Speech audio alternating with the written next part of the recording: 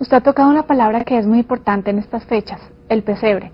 Cuéntenos cuál es la posición del cristianismo frente a la novena de aguinaldos y el pesebre que la gente pone en sus casas para celebrar la Navidad.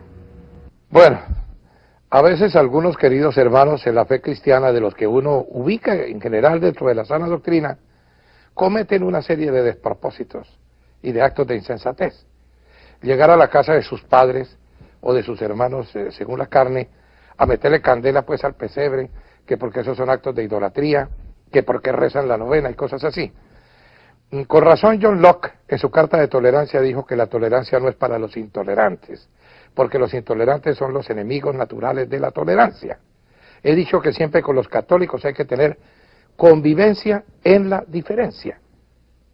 ¿Ellos por qué hacen eso? Pues porque Francisco de Asís, quien entre otras cosas se podría ubicar como un prerreformador, si fuéramos rigurosos en el análisis de los fenómenos históricos de la Iglesia cristiana, quiso, con ese estilo ecológico que lo caracterizaba, montar allá, en la pequeña aldea donde tenía su convento original, una representación en vivo del nacimiento de Jesús. Y algunos de los jóvenes que acompañaban a Francisco en esa hermosa aventura que él había iniciado en Asís, decidieron bajo su dirección hacer el siguiente montaje.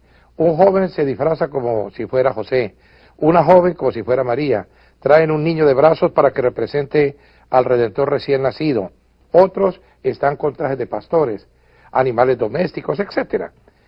Y de allí se prendieron algunos artesanos para montar lo que sería un próspero negocio. Las figuras ya previamente fabricadas para vendérselas a la gente y que las llevara a los hogares. Ahora, eso en sí mismo no tiene ningún problema. El arte no es rechazado por Dios. Lo malo es cuando esos objetos hechos por manos de hombres se convierten en ídolos, es decir, en metas de idolatría. Pero a mí no me parece nada malo que a los niños se les enseñe, a través de todos los recursos que sean necesarios, los misterios de la fe cristiana. De tal manera que los protestantes o evangélicos en estas Navidades, en lugar de estar siendo pirómanos de los pesebres de nuestros parientes o de nuestros amigos, deberíamos mirarlos con respeto y tal vez enseñar con nuestro ejemplo la verdadera tolerancia que Jesucristo vino a traer al mundo. Existe también el rumor de que es pecado poner el árbol navideño en las casas. ¿Es de origen mitológico este árbol? Bueno, eso sí es cierto. Los celtas tomaban árboles, especialmente encinas, que tienen para ellos un carácter sagrado, y las adoraban. Y al parecer, en algunas de las culturas que vienen de los celtas, principalmente irlandeses, galeses, británicos en general, y por supuesto eso se trasladó a Estados Unidos, se puso de moda en las Navidades colocar un árbol. Ahora, ¿a quién se le ocurre que si yo tengo un árbol navideño estoy adorando la naturaleza? Es un objeto decorativo que me permite con mucha comodidad colocar allí algunas cosas que entusiasmen a los niños, que llamen su interés y su atención, y que de otra parte me sirva para colgar los regalos de Navidad. Yo a eso sí no le veo absolutamente ningún problema. Si van a adorar el árbol, por supuesto, entonces son panteístas. No entienden que las cosas no deben recibir adoración, sino el Dios que hizo las cosas. Pero a mí me parece muy curioso que en sectores evangélicos se rechace el árbol de Navidad, cuando al parecer fue el propio reformador Martín Lutero quien, preocupado por cómo transmitía a su pequeño hijo en las Navidades el mensaje cristiano, estando afuera de su casa, tuvo una visión preciosa de un pino que se veía repujado de estrellas porque la noche estaba abierta y en el firmamento lucían muchas rutilantes estrellas. Entonces él lo que hizo fue cortar un pino, traerlo y colocarle estrellitas para darle a su hijo una lección espiritual. No sé si eso será legendario o tendrá algún asidero en la realidad, pero no me extrañaría porque Martín Lutero era mucho menos legalista de lo que la gente supone. Siempre recordaré la anécdota de Bob Wilhite, un gran predicador norteamericano que visitó a Colombia hace varios años. Y lo invitamos a almorzar un grupo de pastores a un restaurante donde tenían una Virgen del Perpetuo Socorro con una lamparita alumbrándola.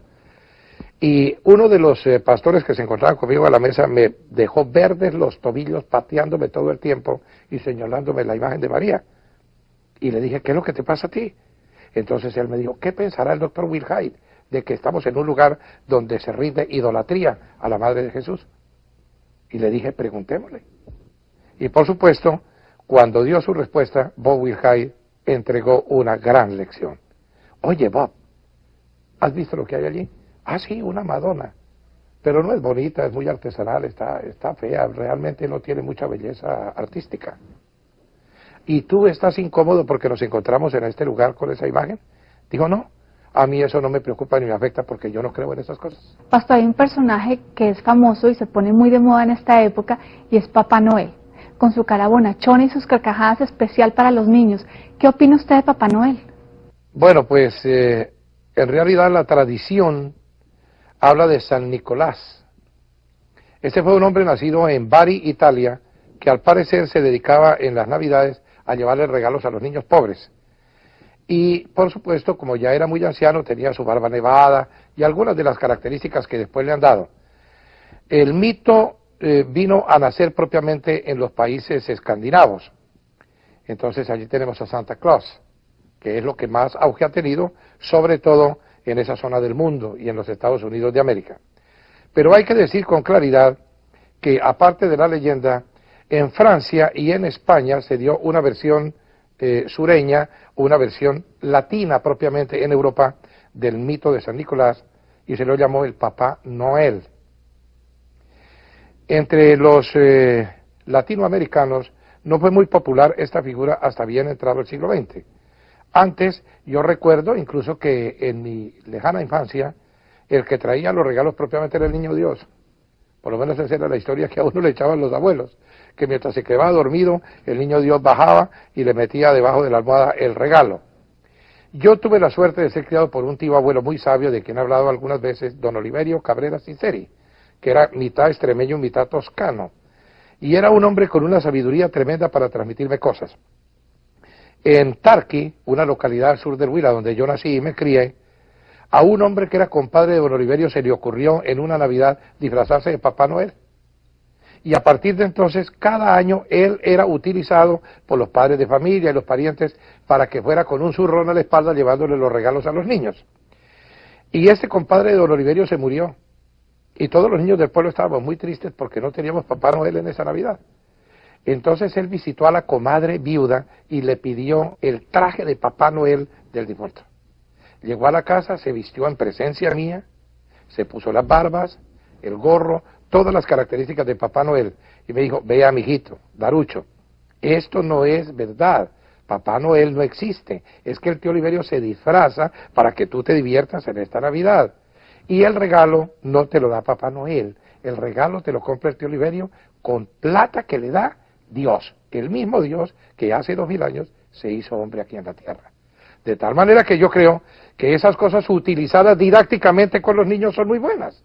Lástima grande que ahora parece que en países especialmente del norte del mundo ya no se está honrando a Jesús, sino a Santa Claus. Y eso sí ya puede ser idolatría. Papá Noel no es la figura central de la Navidad. La figura central de la Navidad es el Dios hecho hombre. Pero yo creo que aparte de todo eso, lo que deberíamos nosotros enfatizar es no que cada año nos acordemos de ese milagro del amor de Dios, sino que ese bebé que en un pesebre hace 2000 años nació de una humilde virgen, rodeado por animales domésticos, sea una realidad permanente, cotidiana en nuestras vidas. No que de vez en cuando, con motivo de una Navidad, nos acordemos de él, sino que ese bebé, que es Dios mismo, nazca todos los días en el pesebre de nuestro corazón.